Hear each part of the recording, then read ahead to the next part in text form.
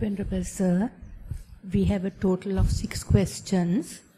4 questions on meditation, 1 question on the Vinaya, and 1 question on your Dhamma talks. One of the questions on meditation will also have a section on the Dhamma.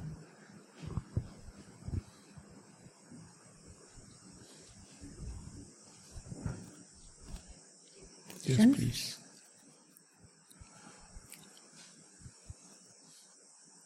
Dear Venerable Sister, brothers and Dhamma friends, we are going to start another question and answer session. So as usual, we'll start with the written question. We'll invite Sudhu Hamdru to present the question for the discussion. Venerable Bhante, I was doing Anapanasati with the primary object being the nostril area and the area above the upper lip. After a while into the meditation, I have begun to have this very strange experience where my lips seem to swell and then parts of the face. This happens from time to time. It feels bloated and then subsides, and then I feel bloating on another part of the face. I've never heard of anything like this before. Then I think I must return to my primary object. I return.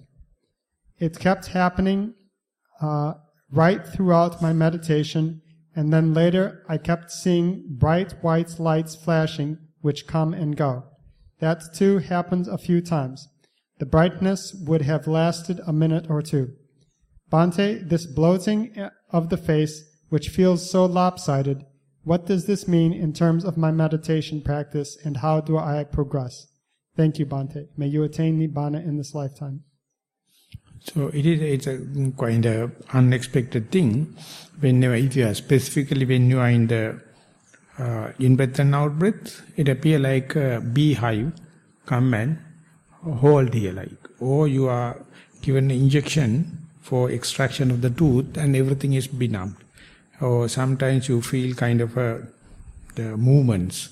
So whenever the attention goes there, the nervous system becomes different. So like swelling, or releasing of the benumb situation, or like a beehive come and catch here, or kind of electromagnetic field going to happen. So they are not very strong signs of concentration, they are very early signs of concentration. So yogi, whenever this thing happens, if he or she can understand this is due to my focused attention or due to the awareness, so what you have to do is take it as a good omen, and don't lose the sight of your primary object. When it is happening, ultimately you try to see the third,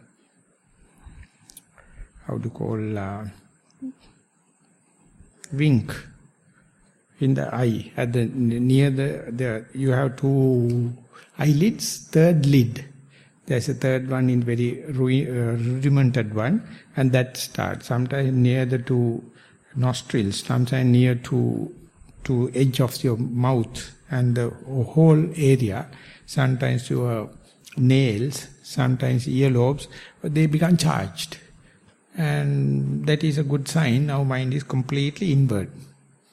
And take it as a good omen, try to keep the in-breath and out-breath if that is your primary object. And when it is happening, if you know how to ride the wave and try to keep the primary object, this more and more concentrated signs or more and more confirmed signs going to appear. But if you become bewildered and if you become hazy and if you become entertaining doubts and unconcerned about these kind of things, first and foremost thing happen is you lose the track of your primary object.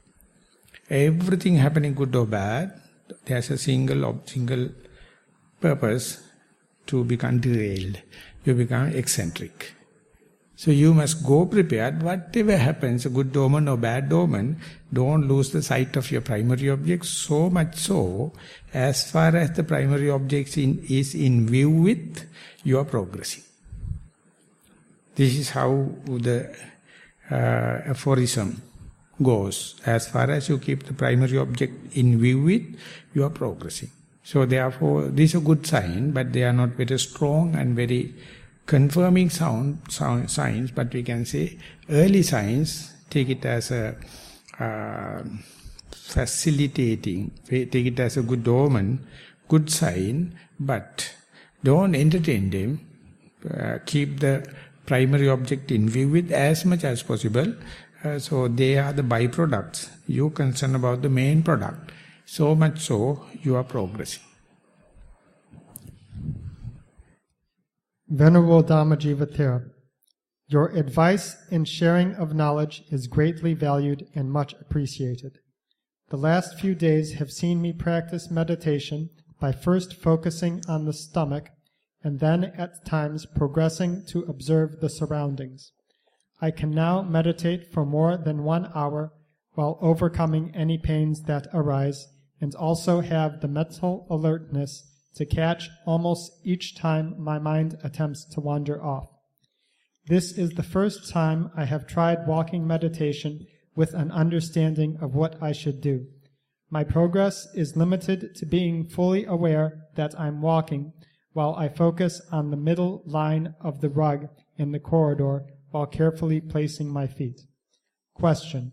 During yesterday's sermon, you explained how one must balance the energy utilized as one advances in meditation while using the Anapanasati Bhavana.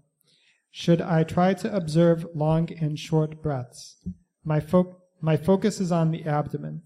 How should I progress to improve my meditation? And second question, how does this practice lead to attaining the so-on stage with metta? So whatever the object may be, air movements in the in-breath and out-breath in the edge of the nostrils or on your upper lip, or rising and falling, both are manifestations of the air element. So when I take the example in-breath and out-breath, that does not indicate that the natural phenomena is limited to the in-breath and out-breath. So if you are focusing into the rising and falling, exactly the same. Replace in-breath and out-breath with the rising and falling, then exactly the same. And not only that, you can replace left leg and the right leg. And when whatever you do in the day-to-day activities also, as far as the precise aiming and diligent effort is there, you are through. So usually in this traditional and in the conventional way, you take the sitting example and take one primary object as an example and give it so that others must understand how to improvise it with the rising and falling, with left leg and the right leg, and the day-to-day affairs. So two aspects I tried to emphasize yesterday is the precise aiming and diligent effort. So precise aiming is known as noting or vitakka, and the diligent effort is called aradha virya, the incessant application. And even just like the early statement that different movements happen or heaviness happen, you just keep shooting again and again on the same object. So whatever the object you take as a table, the benchmark, whatever the object you take as a reference point, whatever you take as a pivotal point, it depends. But the principle is the same. And how to lead it to the so on. So each moment you are with the primary object, you are more than so on. Only thing is you don't know. So therefore you are the being in water, you go to hydrologist and ask, can you teach me about you being a fish, being in the water, and you go to the hydrologist and ask, can you teach me water? No, hydrologist is a bloody fool. You are born in water, you are in water. When you go to the classroom and you are out of water, you are shivering. So you are in water. So each and every moment, you are mindful, you are with the primary object, is called Tadanga Nibbudi, then and there, Nibbana. Nibbana means more than Sotapanna, more than so on. But you don't appreciate it. That is why you want to tell Sotapanna as a yellow in color, square in shape, and heaviness, and all the nonsense you are thinking about. But you don't know. Each and every moment, you are in the primary object. Specifically, if you are in a verified confirmation that I am mindful, you are already in Nibbana. Only the matter is how to continue it and to believe and to verify and to steadfast in it and consider this the highest merit, highest skillful thing I am doing. But still if you are waiting for so on, that means you are too much of entertaining of doubts. Very sorry. So the Venerable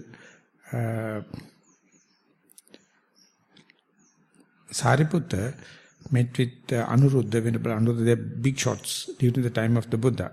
Venerable Anuruddha goes to the Venerable Sariputta and says, Bhante, my mind is so diligent and I can see the past life through the concentration and I appear like very energetic, but still I don't achieve anything. Then Venerable Sariputta, it's a kind of a criticism. He says, you are assuming that you can see the past life is nothing but the conceit. The energy so-called is not energy, it is the expectation of future, so it is agitated mind. The telling that you have not achieved anything is nothing but doubt. If you can understand them, then you understand the 5 hindrances, but you are completely misunderstood, so therefore no progress. And so much it was effective. Venerable Anuruddha go back and he never claimed that you can see the past life. Now you know this is conceit. And he can see the energy. He says, no, it is agitated mind. It's too much of energy. And the doubt whether I am Sotapanna or whether I got the Vipassana Jnana or whether I got the Jhanic experience, that is entertaining doubts. That each and everything says you are eccentric. You are not simply with the primary object. And it was so effective, in the same sitting he became Arahant. That's a misunderstanding and misperception and simple unknowing. Ignorance works in 2 lobes. One thing is simple unknowing, other thing is misperception. Buddhists are utterly on misperception.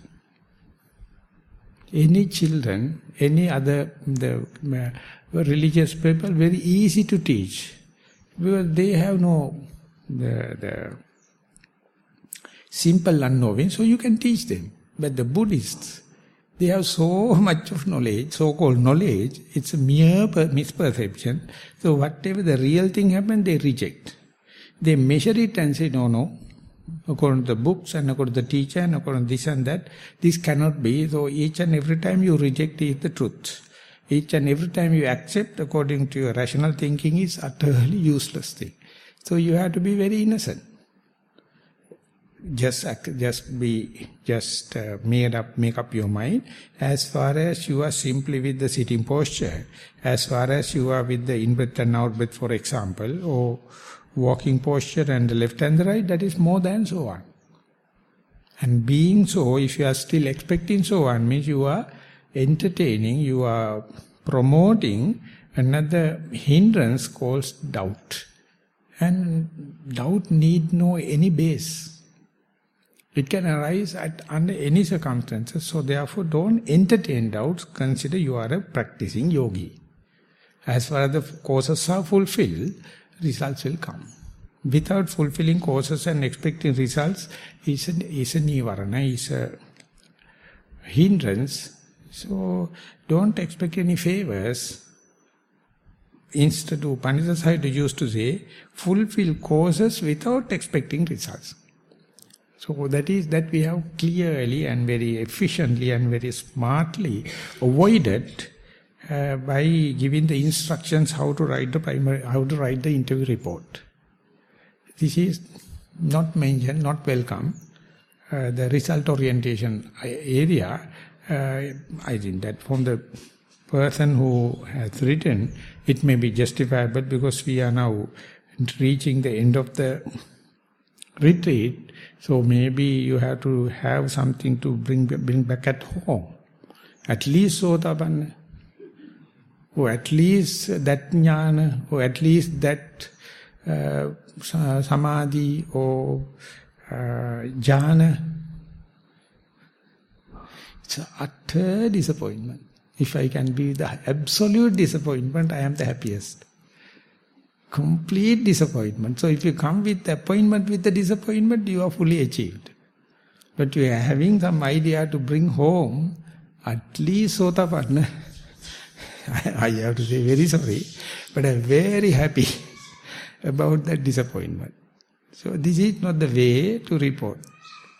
Reporting is, tell me, when you focus the attention to the sitting or walking posture, what did you experience rather than your expectations? So we'll go to the next question, please. Dear Most Venerable Bhante, it is with deep respect and gratitude that I humbly report to you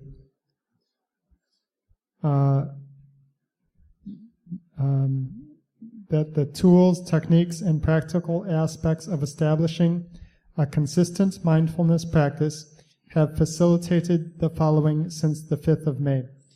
Ability to experience a smooth mindfulness practice in seated posture lasting more than 2 hours.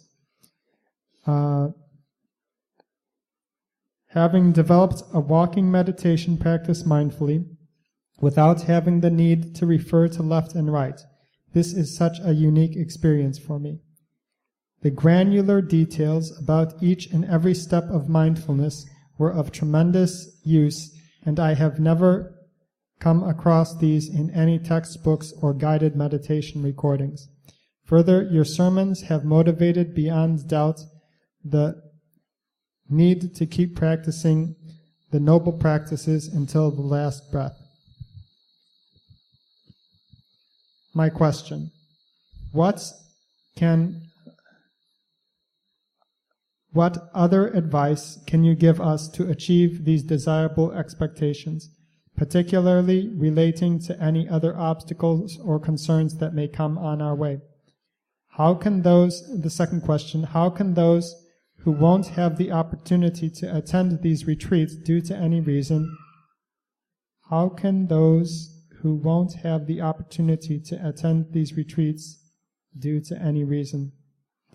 May you be blessed with the best of health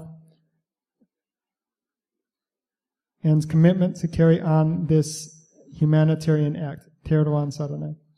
Second question I didn't get. I didn't either.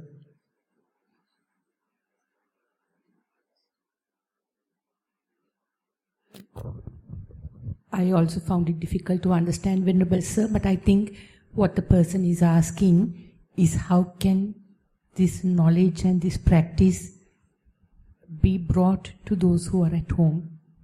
At home? You have the question in your hand. But the implication was... It's not a grammatical sentence. I think that the person is presenting herself, so why don't you pass the mic?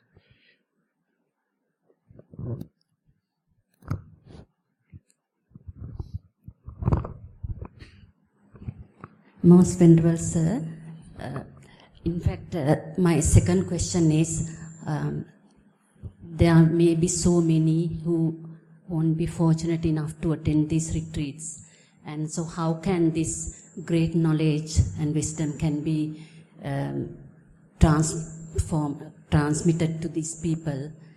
It is such a requirement in our community with so many challenging lives. So you are the person. If you feel such a thing, you are the person, you are the destiny, you are the mission. Don't expect anything. You remember, analyze and see how that kind of a coincidence can take place. What a tremendous coincidence. And when that happens, if you have any sympathy, that means you have a mission. And don't expect the God to come back or the Buddha to come back. And start the way you know, and that will teach you whether you are brooding, unwanted, vested interest. Do you need any explanation about the vested interest? Or you are just forgetting about your mindfulness, thinking about bullshit? So you have to understand. So therefore, if you feel that other people also need, you are the person. And don't jump. Let them to come. Don't claim you as a teacher. Don't claim as you, I know everything, I am omniscient. But just when they are in the frustration, when they are in the tension, go there and share with them. Do it in the normal common sense. And while doing, let the Dhamma to come, how mindfulness working in helping others. And how mindfulness is working for others to feel you as a friend in need. So this is the silent sermon. But my, precaution is you are wasting your time on this vested interest. You assume you are the solace, you are the answer for them, others are very sympathetic. No, this is just undermining your mindfulness. There are three direct enemies: desire, hatred and the ignorance. Once that is gone, there are six undermining six enemies. They appear like very benevolent, sympathetic, helping others, make yourself very healthy, make yourself not to die, make yourself not to take any blame. Like there are some other six ways of thinking. They are all are cheating. Moment you are going to think and proliferate about them, you will completely lose the simple mindfulness and approach to your present moment. And instead you will think with the vested interest, okay, I have to think about my mother, father and benevolence and all the kind of thing. How long will it take that it is hindering your progress? That is the cheating mind. That is the dishonest.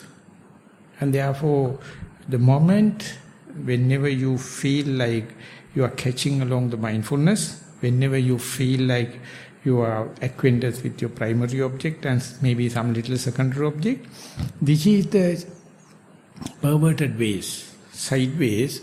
You feel like helping others, you feel like not to get any blame, to do anything perfectly. There are six that kind of argumenting or thinking patterns are there.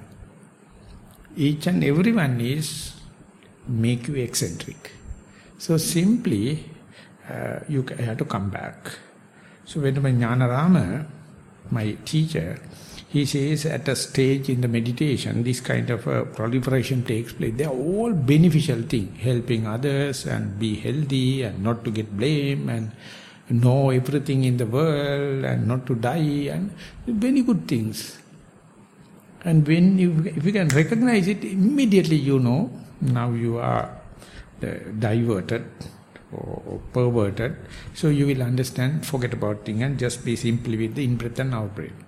But I have heard there are two other more famous teachers. They say you have to go along them and you have to help them and you have to think about them and that is your mission. And then they make so much of popularity, I would say cheap popularity, I would say misleading students, and they are very prolific as far as the meditation traditions are concerned. But they are half-boiled yams. They are also not fully boiled and they are going to sell it. And anyone who is going to eat, they are going to have stomach problems. So therefore, first thing is yours. Do it in a very selfish way. Once you become mature, the silent sermon will start. Till that, mind your own business, be mindful. Be mindful and mind your own business. And I will rather make a statement, I know I am very vulnerable when I make it like that. The females or ladies are more vulnerable to that situation because they are very compassionate characters. Males are not much worried. But both the teachers I referred are males. So therefore, when such a thing happens, reveal it and let others know. And person like me, when you are vehemently and critically analyzing it, don't get angry with me. Just give a second thought, how far I am away from my simplicity, away from my mindfulness, be in the present moment. Because now you are prolifically thinking about helping the other sentient beings. So imagine If you are to help, you must be so much of qualifications you must have. Unless otherwise they come and ask, then you can do it. But you to think, I would say, eccentric. You make other-minded. So therefore bring it back simply, humbly, and honestly. Be mindful and mind your own business. And early part, you mentioned that how detailed you can observe when the mindfulness is catching. When the mindfulness is catching, it is growing in the two ways, the breadth and the depth. And the breadth you can say in the sense you can keep the object in with longer time. Or your acquaintance with the primary objects longer.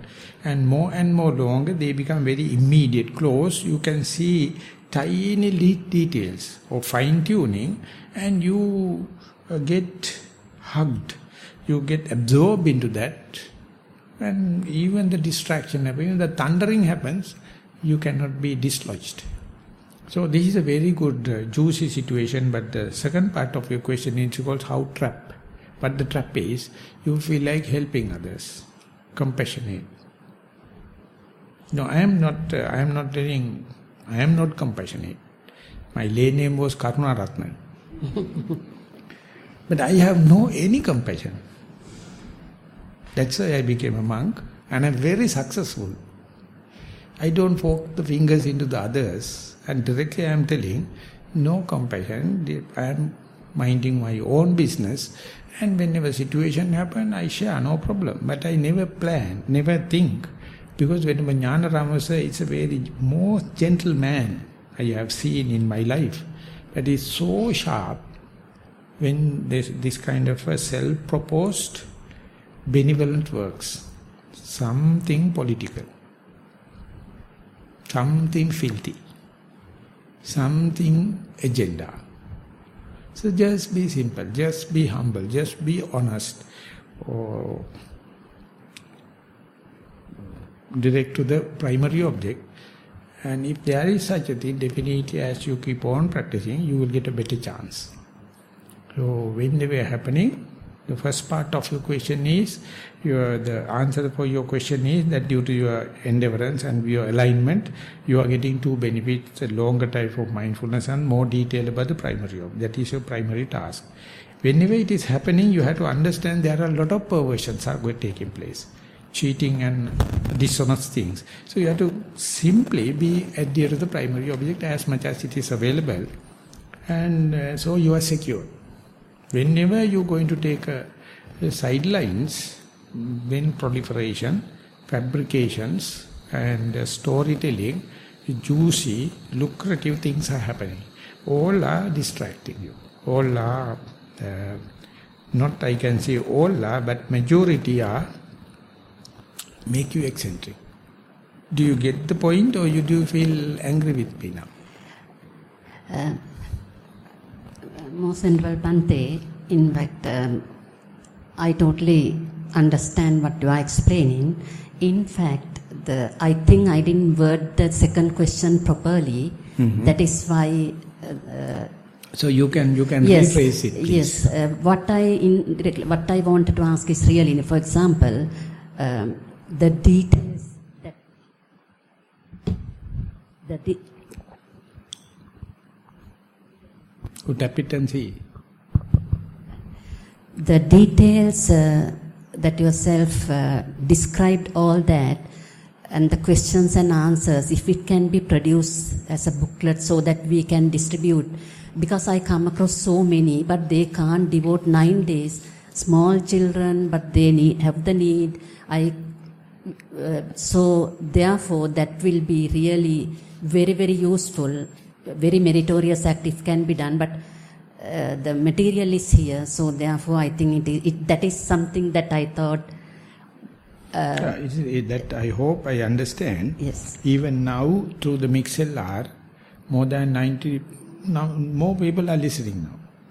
But the main fact, or in fact, the operation, if it's operation, it must be in the theatre. If you are going to take the operation to the kitchen, or to the toilet, don't expect that much of results. So therefore, just mere facts without the micro and macro climate, they don't consider it's the same. So therefore, you have witnessed, and you know they can't dedicate so much of time. So time will come. So we have kept the doors open. Right. So therefore, main thing is not to worry, because we have no any idea to hide them, and we have kept it, and we have published books, question and answers, and these things. And therefore, it is happening, something happening, not up to the mark we expect. But we have our own limitations, and therefore, I am very thankful to all the retreat organizers. They are separately thinking about. They are completely foreign bodies to Nissarana, and they are looking from the yogi's point of view, and they make it available as much as possible. So, number of ways available. And they are, but what I can tell is, being a forest monk, the atmosphere, the micro and macro climate, you can't compensate by facts. Right. You can't compensate it by their desire. You can't compensate by your compassion. Yes. I mean, they are very tiny little variables, but they have to one day, if they consider children and other things important, can't tell. Now imagine the way you came, how you cut through and come here, and such a thing has to happen. That is the miracle of Dhamma. So don't underestimate the atmosphere. It's called the field, the energy field. It's a completely different concept. The energy field is there. Within that only, that energy transaction can take place. You can't replace it. You can't take it back at home. You can't do the operation, specifically the brain operation, in a kitchen or in the toilet. So that is the kind of a respect we call Dhamma Gaurava, the respect to the Dhamma, because you have to surrender. The Adam has to go to the mountain will not go to the Adam. So let them be aware, you are happy. Because you were lucky to come here, you are happy. And that is a kind of a living message.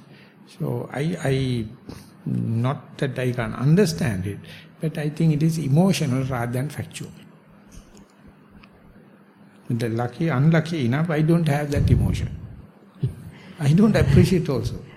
Because I know the atmosphere. It is very precious. It is very, you can't assimilate it by other ways. So you have to go there, you have to have it. So we are lucky, I know it. But we have kept open, others has to decide, commit themselves, and all the committed people are not getting. That is also we have to accept. So it's a coincidence. We have our ways, we have the doors open, so practice to the utmost to your satisfaction, and then that contagious disease will spread. The good vibrations are going. That is, that explanation, that advice is very much useful, and it relieves my concern for those who have not access. So it answers the question. Otherwise, I will kill you. No mercy. I will kill you if you can't understand it, because not I am talking with the compassion to you. Because Dhamma is working in a very profound way. So let it get gates open, but we can't quicken it. We can't be smart. So we have to sympathize. We have to understand the perversions of the mind, and we too has to talk and confront and sort it out. So it's so much releasing. Your words are releasing, even me. Yes. And what I'm telling is otherwise worth killing. Because Dhamma is working. So we have to be up to Dhamma, be up to this profundity and advancing it. Thank you very much for sharing your views. Thank you very much, Bhante. Venerable Bhante Dhammajiva, I have a question about Samaneri Sila, the third precept. I have one brother. I can understand that it makes sense not to hug him. Even though I feel no sexual attraction, there certainly is attachment. My nephew, my brother's son, is almost 5 years old. There is a lot he doesn't understand about my lifestyle, but he adapts and accepts as good as he can. Some time ago, to say goodbye, I was talking to him at the same eye level. Then, very spontaneously, he gave me a kiss on the cheek. I was very surprised, as he had been mindful of not being physically tender over several days. I had the thought that this kiss simply had to be released after so much effort to behave. I don't feel like having broken the third precept. Should I? Thero Saranai.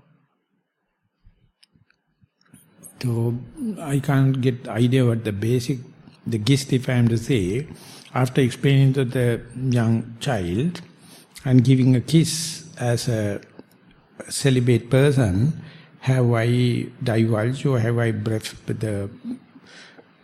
disturbed my precept? Do Sudhu Hamdru understand the question like that? Yeah, I think the young nephew kissed the seminary. The question is, has the third precept, is there any concern that the third precept has been broken?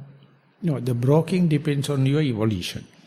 When the kiss coming, if you hug it, if you appreciate and if you promote it with the sexual ideas or indulging it, you are committed. But if it is happening with the other party's initiative and you don't hate it or you don't appreciate it, then you have not given any commitment there. So that is the thing. When it is happening, if you are mindful, you can see whether you appreciated with the sensuous gratification or the sexual gratification, then you have committed. If the other person come and do, but you have no likings and disliking, if you are aware, there won't be any chance for the stream of consciousness to get defiled. So, viparinatena chittena matugamena sadding, your mind must be completely bewildered, or it is inclined to sensuous and sexual gratification, then you are committing. Otherwise, it's very difficult. I will give an example. So, when I was almost 1 year or so after the high ordination, I went with Loku Hamdru as his attendant. I was so heavy, from morning to evening doing. So people came and offering me all the things because they were happy that they can't do it, I can do it, I am doing happily. So I had my the denture to be prepared. So I went to the dentist and he told next day for the fit-all. Then I go there, it was a lady doctor. And it was just a small portable size lady. She was all jump into my mouth and start doing all the kind of things. Then I am waiting and see now a female is inside my mouth. So I am waiting and see what is my mind. I had the same feeling because it is something not done.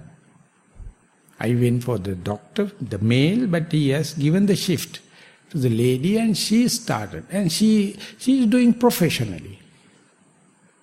So on the way back, I came and told Loku Hamdru, Bhante, this is not the thing what I expected. And the Dayaka who also presented me to the male doctor, but today due to some kind of thing, the lady doctor came. Then Loku Hamdru asked, what was your mind? Then I laughed. I told that this exactly thing came into my mind, but I am dead sure it is not a sensuous gratification or sexual, this kind of thing, but I felt guilt. Then he says that guilt is not something to be entertained. If you have developed any sexual or sensual gratification, that is you are committing. Guilt is not a thing yogi must entertain. Make sure your intention was not your intention is not the thing because it is an accidental thing and that party is the coming, it is a female, but I have no any plan, I don't know. So therefore my side is clear. And while it is happening, if you are mindful, then I can answer Loku Hamdru very clearly. Bhante, that was I am thinking, how much I am guilty, how much I should be guilty. Then my mind also not taken so much of guilt. Then Loku Hamdru told, for my understanding, my diagnosis, nothing to worry. But tell the Dayaka, next time, not to send you alone, and just to check who is in duty, on duty. But even then don't hurt him, just tell next time before going who is working. That's the way you have to take precautions. Otherwise, if you are going to take the responsibility of the other party, very difficult. So therefore, those who are disciplinarians, they completely take the burden of worries and they think it is the restrainment of morality. No, it is not. It is ignorance. Moral responsibility is according to your volitional activities, your willful activities. If you have initiated it, or if you have appreciated it, the wrong thing, then you are committing, not otherwise. So therefore, main thing is to keep the track. And then you can have the action replay slow motion and see what was your intention. If you are not mindful, the best thing is to accept the guilt and do the compensation. But if you are mindful and if you have the radical reflection, then you can see if it is not something you have done, instead if it is something happened and you have not entertained it, then you are safe. So this very difficult to give a black and white answer. Depend on your volition, depend on your will. Venerable Bhante, related to your Dhamma Desana, 2 days before in Dhamma Desana, you said that we have to listen to our body. You also told the importance of postures, and said we do not know how to sleep in the proper posture. What is the best and correct sleeping posture for a lay woman according to Buddha's teachings? Thero Nissarana. Buddha never mentioned this kind of detail, it has kept open. That's why we take not one sitting, number of sittings to and see what's the most comfortable sitting. So don't ask Buddha for this common sense. He said, sit comfortably. He never say go for the lotus posture, or half lotus or quarter lotus. No, he says keep the body erect because your respiratory system must be not hindered. That's all. But if you do not know how to sit comfortably, the other people can't help you. So that is what's called the body knowledge. And for that, how many sittings you have to do? That is why the Buddha says, don't wait for that experiment till you become old age, till you become sick, till you become at the deathbed. At that time you can't do it. Because finding the proper posture itself is a lot of trial and error. Not by one sermon or not by overnight. Do it again and again if you have to do it and listen to your comments, your posture. And that very direct touch or direct witness, if you do not have, don't think you can compensate it by book knowledge. Don't compensate it by copying others. And others can even compassionate come and tell you this is the posture. No. It's such a simple, for example, when you are eating, when you're in the hunger, when you are eating, we are to stop. Do you think that the restaurant keeper can say that you have eaten enough? Or the person sitting close by your desk is going to say enough? No, you have to feel this, your thirst is quenched and the hunger is finished, now you stop it. So these things are very, very simple things. So when you are sitting, whether you are comfortable or not, you are the person. And if you are comfortable, you feel your mind is free to see the in-breath and out-breath. Just before this, there's a last retreat, it was with the nuns and the monks. There were 15 monks from the very remote place, from Ihalapuliyankulayam. So they were quite a distance from me because they think I am a very senior monk and I am forest monk and meditative monk. They are village monks and kind of thing. So once when they come up there, they were not sharing, not rapport with me. Then I asked simply, can you sing a song? And they were little not straightforward. Luckily enough, their chief monk told they are very, very good. There's a couple, they can give a very nice sermons in poems. Then I told all the monks are ready. I climb down and sit and say, please. And they gave a sermon in Kavibana. Then I gave my mindfulness lessons, please put into Kavi. And last day, you have to give us a sermon in Kavi. He is telling how to verify whether mindfulness is within the body or not. As far as you feel comfortable, mindfulness is within the body. So if you feel comfortable, you are mindful. The age of that particular monk is 12 years. So if you can't understand the comfort, and if you do not know what are the criterion to see whether comfortable or not to measure, what are the discourses you can read it, or what are the monastic code you have to read in Abhidhamma, nonsense. You have to sit and see what is comfortable. And when you are comfortable, definitely you are mindful. Otherwise you don't know you are comfortable. So these are the basics. So these are the, more than in sermons and more than in the basic instructions, in the question and answer session is to say, consult your body knowledge. It is the endowment. It is called you have the relationship, or you are the connection to the cosmic library. It's called Akash library. When and where you are here and now, you are connected with the superconductive way to the Akash library. Everything is there. But if you are not here and now, you have to go to the British Council library or USA library or this library and this library, because you are eccentric. Whenever you are here and now, the Buddha knowledge is with you. Be with here and now and see, everything is there. Because you are total.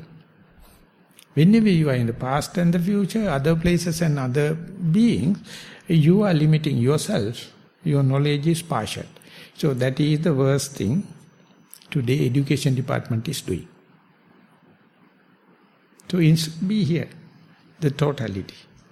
Then that is, in the simple way, is consult your body knowledge. If you feel a pain, ask the body, what should I do to alleviate it? It will say. Don't go and ask the rheumatologist in the Colombo. You have to ask your body. And it says when you feel feverish, no appetite. When you have the rheumatic pains, you don't feel like walking. And this is the way body is responding. So if you are listening to it, you will never aggravate the diseases. But if you are not loving your body, you will ask the physicians and all the kind of people, they will tell something, but definitely not the truth. And our main hobby as human beings is to hate the present moment. That is our hobby. Throughout our life, we were hating here and now. So that is why the Buddha, putting it in Tupsituri, he says, whenever you are here and now, you are utterly living, you are loving, you make yourself as the best friend. And you find it quite strange. You never feel at home. So much of acquaintance, so much of repetitive application, only then you start to love your body. That is how we say, consult your body. Body knowledge is a huge encyclopedia.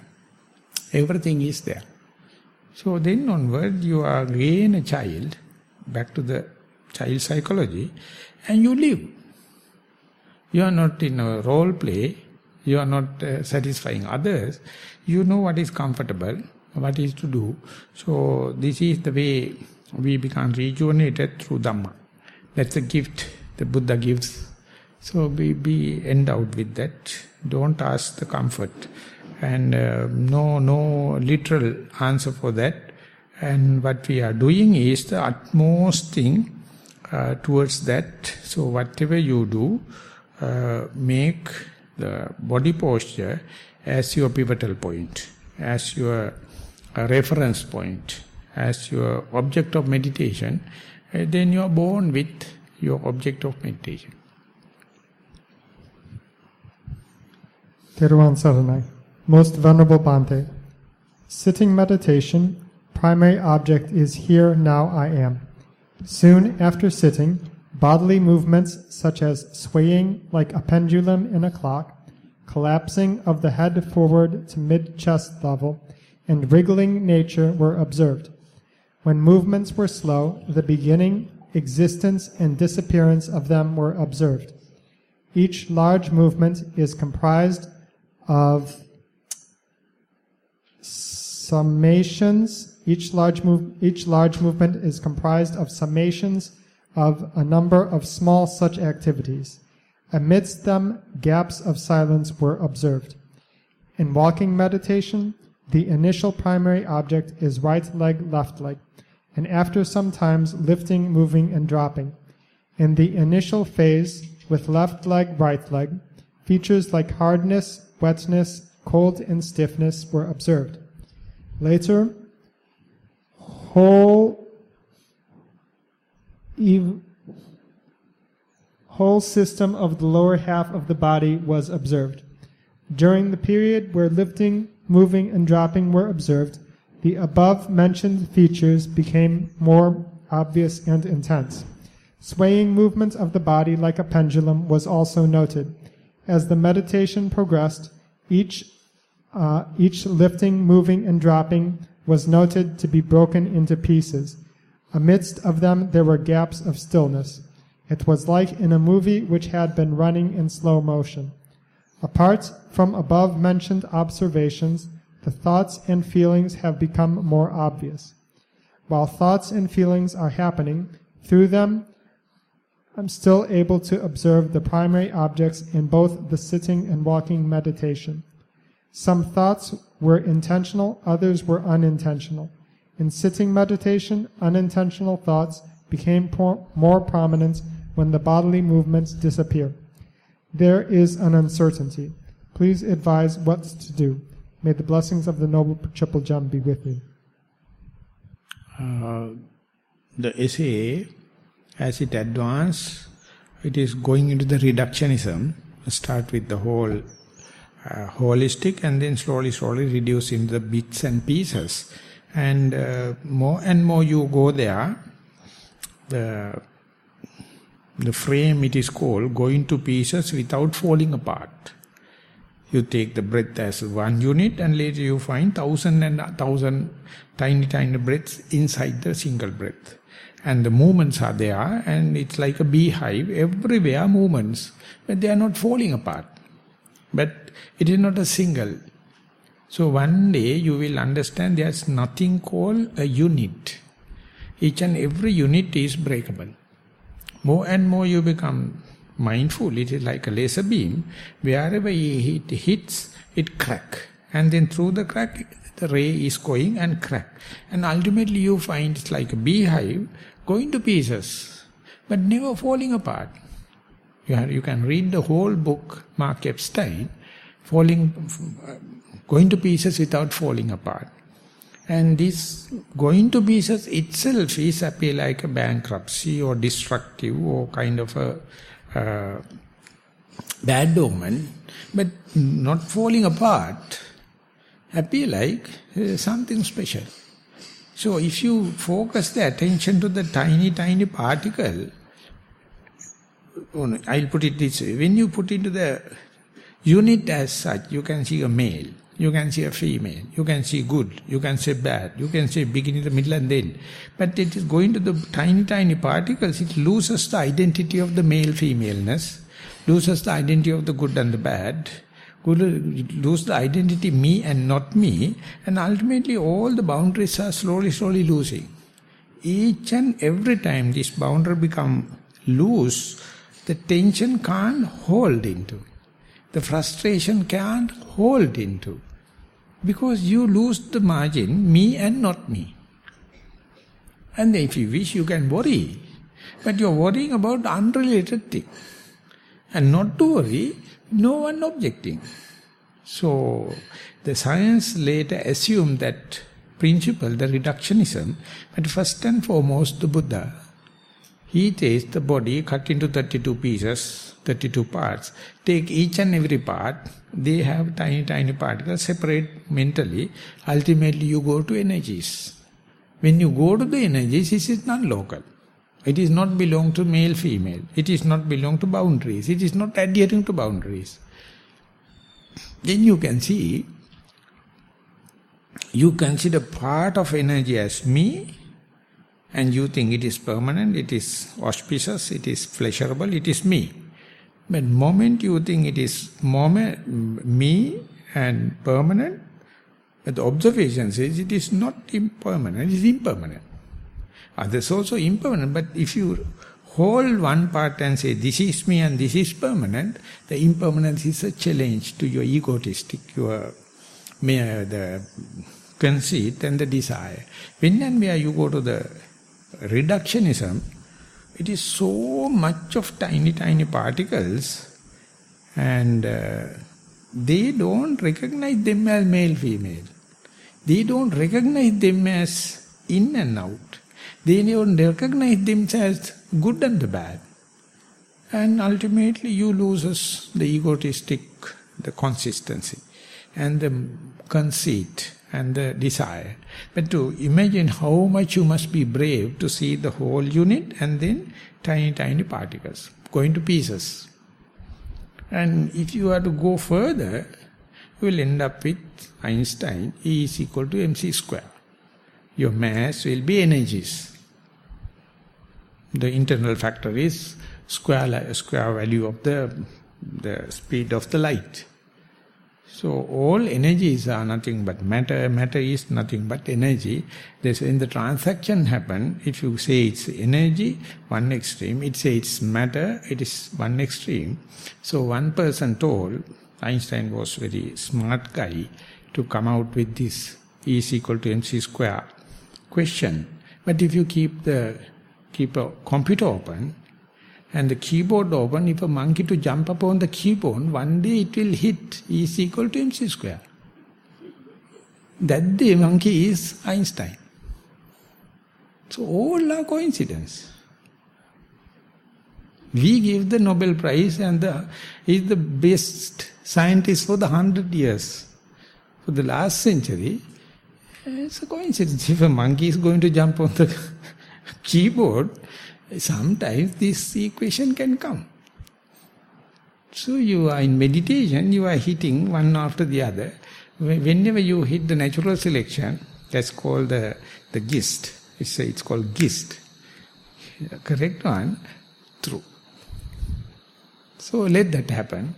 Reductionism. One day it is dispersing, going into pieces. Best thing in the pieces is no tension. There cannot be any male-femaleness. And again you can assume everything come to agglomeration, dismantling and reassembling. Reassemble the frustration, maleness, femaleness, everything. Dismantle, no maleness, no femaleness, no frustration, no tension. So which one you like it? It depends on your selection. You are the person deciding. No further questions, Bhante. So I am going to tell you that today 7:15 is the flight. So I am going to leave at about 3:30. So I thought of taking 30 minutes break and have today's sermon after the break of 30 minutes. We'll meet here at about 2:30. And then 2:30 to 3:30, I'll give a short sermon and say bye-bye.